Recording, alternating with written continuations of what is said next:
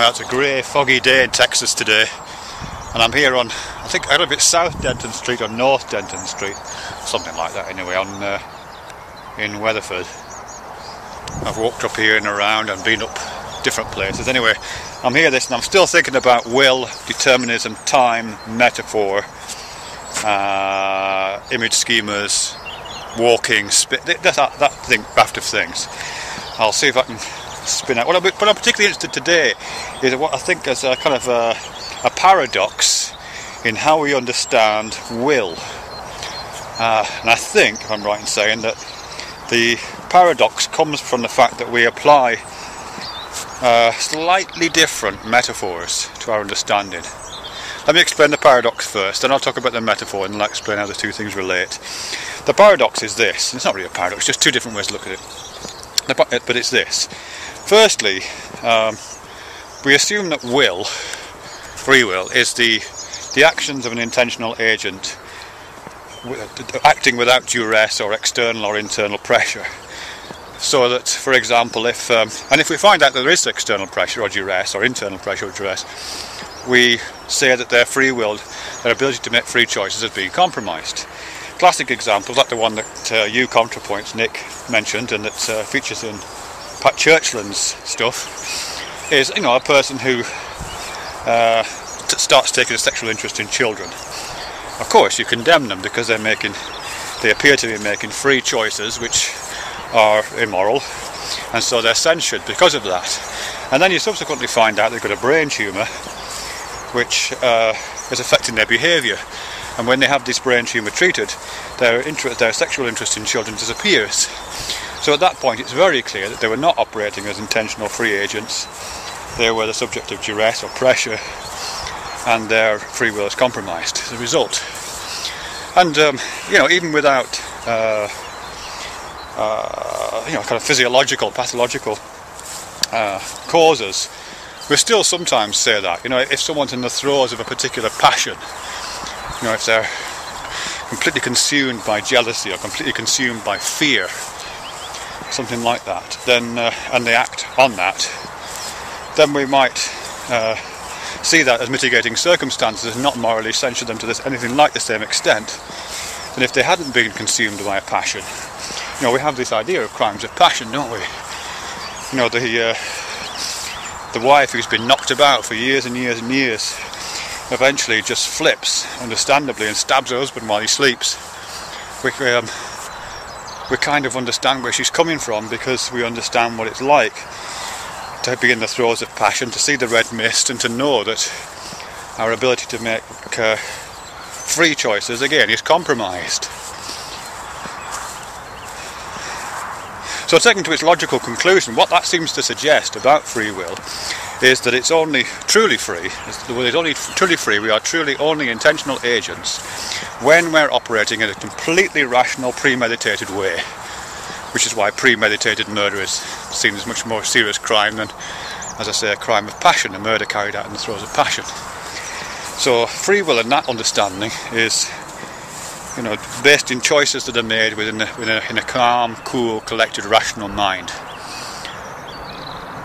Okay, but then you've got this other thing, I think, this other free will, this other set of choices, a freedom that you find expressed particularly in the arts, I think, in the creative activities and behaviours, particularly things like jazz, free jazz, or forms of choreography and dance, free movement, choreographies and dance, or maybe even some literary practices, free verse, free writing, not free verse, but free writing certainly.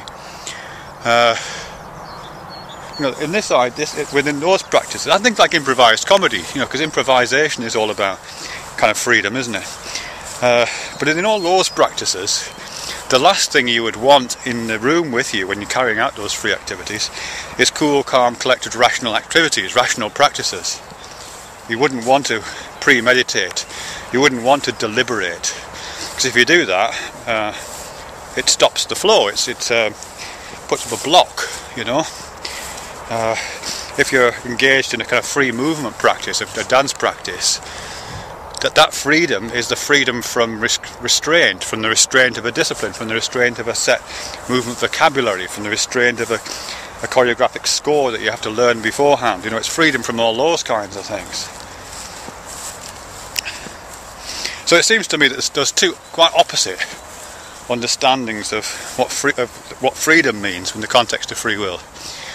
One, as I say, is entirely leans on rational choices and premeditation, and the other depends entirely upon the avoidance of premeditation and the absence of rationality. Okay. Now I think, and I haven't worked this through yet, but I think that the disparity comes about from different applications of the conceptual metaphors that we use to understand free will and understand choices and decisions and how those things operate. Because as I think I've mentioned in previous videos, both free will and determinism, the ideas as we understand them, come out of conceptual metaphors that we use to understand time. You know, because free will and determinism are temporal things, aren't they? They're all about, you know, what happened in the past, what's happening now, and what's happening in the future. It's the passage of time that free will operates within, or determinism operates across, isn't it? That's how it works. And our understanding of time is almost entirely based in metaphors. You know, it's one of those things you can't touch it, feel it, smell it. It doesn't appear on the horizon of our literal senses, so we only understand it metaphorically. And as I said in the previous video, the dominant metaphor for time is one of space and movement through space. So we talk about moving through time as if we are moving through space. And we do things like this, like I keep doing. The future is over there, the past is over here, and we move through time. And that's completely ubiquitous right across the world, really. There's lots of studies done on this. Pretty much all cultures use space as metaphors for time. All the ones that have been studied, certainly. Although there are slight differences in some of them, which may make a difference. But the predominant one, certainly the one that we use, is one where the future is in front of us, where our eyes are, so we're always looking into the future. The past is behind us, you know, geographically. So we're walking away from the past, stepping out of the past into the future, with now being the moment, the place we're standing. And that has all kinds of entailments. You know, it brings entailments with it. Entailments being, you know, the kind of logic of that situation. You know, because if I'm moving forward into the future and imagining that, then it carries with it things like the fact that when I do walk into the future, or when I walk into space, I can see a range of different places I could be walking toward. You know, here in this field in Cheshire, I could be walking past that telegraph pole, round down like that. Or I could go up to those houses over there and walk along that fence. Or I could, as I intend to, go straight over to that canal, that lock gate there, climb over that fence and then walk along that side of the canal. But I could, you know, at least in theory, the logic of space tells me that I don't have to stick to the path I'm on, I can walk off it.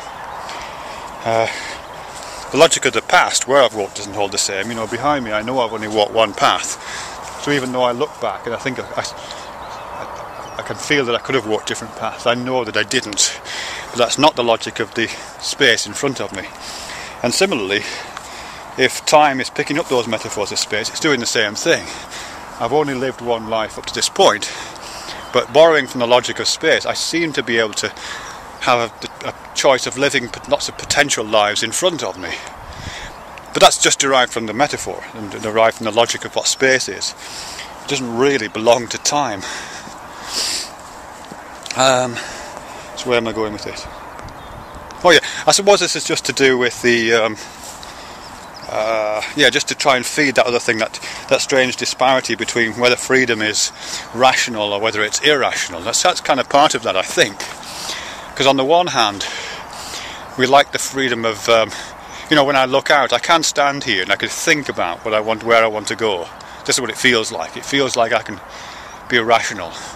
Whereas if this was a steep hill and I was just falling down it, yeah, I wouldn't have those choices. I would be guided by the logic of gravity to take me in the direction I have to go. So the first understanding of free will as a rational choice, it seems to me, is derived from this almost exactly this experience I'm in a nice open space, flat, There's no strong winds blowing, there's no gradient on this field to carry me in a particular direction. There's not even a worn path, look. There's not even a well-worn path to steer my feet. So in a sense, this kind of field, I think, is an ideal example of the first of those, the rational choices. It's free will as if it's the freedom to walk anywhere in an open space. The second one, I think, is much more like the experience I have when I walk on the salt line, or when I walk on a path in a city, or just when I walk in a path in the country, you know, sometimes. Particularly a well-tended one with flower borders and that kind of thing, you know. In those situations, there's a strong constraint. You're still walking forwards, you're still walking into the future, and in theory, of course, you could step over the flower beds, as I've just done here on Denton Street in Weatherford, Texas. You could do that, but it takes it's not the first thing that comes to mind. You're not presented with this open space quite to anything like the same extent. You're presented with a constraint, a path that you might follow, a gradient that you might fall down, a wind at your back pushing in a certain direction, and then it's all about either resisting that or choosing to go with that. Do you know what I mean? It's about ignoring the pressures of the landscape, the pressures of gradient and the pressures of habit and path and the pressures of weather, and resisting those pressures and ignoring those pressures and discounting those pressures. You're taking those things off the list of entailments that you're working with. Does that make any sense? I think so. Anyway, yeah, that's kind of how I'm thinking of that. So those two, on the face of it, very different understandings of free will, I think, are both derived from the same metaphor, a metaphor which links time and space and places free will and determinism as ways of moving through time and space. When you're on an escalator, you're determined. When you're in a field in Cheshire, you're apparently free. And when you're on a street in Weatherford, Texas, walking past these houses, not very nice around here. It's a lot of bail bond places around here, so I'm guessing it's not a great area. But when you're walking past these bail bond places and these houses, you have to you have to kind of subvert your own habits and get away from yourself. It's that kind of a freedom, you know.